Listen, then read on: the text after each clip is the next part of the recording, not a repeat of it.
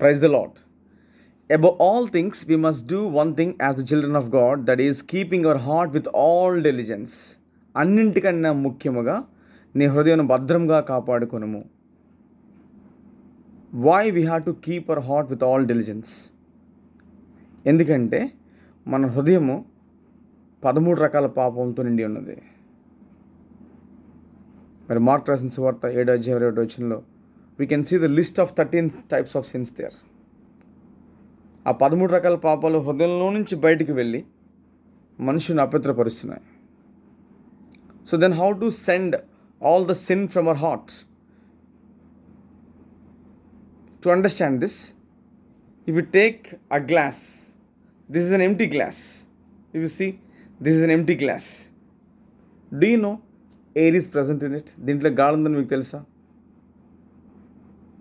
Then how to send air from it? Yes, let us fill this glass which contains air with some liquid like water. I fill some amount of liquid in it. That means some amount of air was sent out. If you fill some more amount of water, some more amount of air is sent out.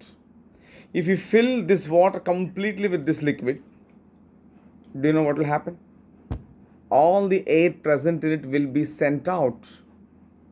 In a same way, మన హృదయంలో ఉన్న పాపం అంతా కూడా బయటికి నెట్టివేయబడాలంటే కీర్తనకారుడు ఒక విషయం తెలియజేశాడు.